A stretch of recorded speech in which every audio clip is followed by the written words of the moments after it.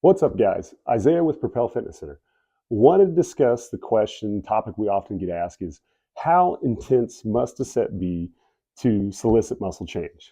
Um, so what we're looking at and what the data shows, you got strength and hypertrophy, and we got what we call the rate of perceived exertion scale.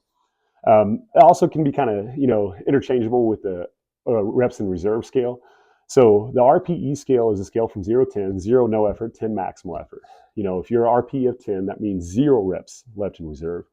RP of 9, 1 rep left in reserve. RP of 8, two reps left in tank, so on and so forth. And what the data, the studies that we have looked at seem to indicate is that for both strength and hypertrophy, and especially hypertrophy, you really need to be in that RPE of 8 to about RP of 9 to cause that metabolic stress, to induce those hormonal changes for adaptation, growth hormone and IGF-1.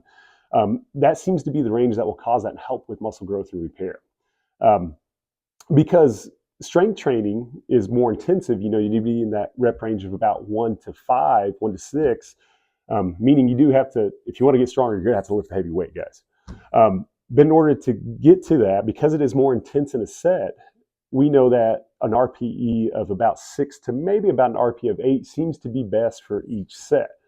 Now, for both strength and hypertrophy, it does, it still matters of volume, total volume, which is volume equals sets times reps times weight.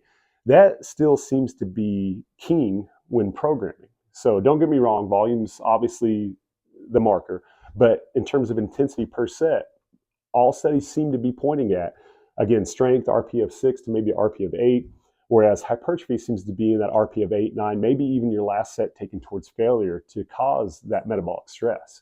So it's important when training that you come in focused, that you can push through that threshold to know that, hey, this is going to be intense enough to solicit that change that I'm looking for.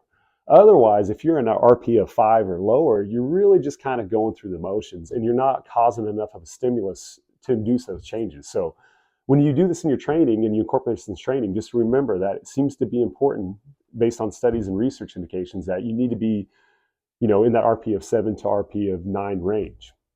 And also know that there is a difference for training for strength versus hypertrophy. And like I said at the beginning is, if you want to get stronger, you do have to lift those heavy weights, those heavy 1 reps, 2 reps, 3, so on. But luckily for hypertrophy, you can train in the 6 to 20-ish reps so long as your reps in reserve are around 1 to 2 and still solicit change. And the good thing about hypertrophy, it's just typically not as intensive on your nervous system and your joints as that heavy strength training is. But again, for both, we need to be in that higher RPE range in order to induce change, because otherwise you're simply going through the motions. So if you have more questions, or if you'd like to see, where these studies came from, I'll post those at the end of this video. And so that way you can look into it for yourself to see, what you need to do to get better. Okay. If there's any other questions you have, please comment below and we'll discuss them in future videos.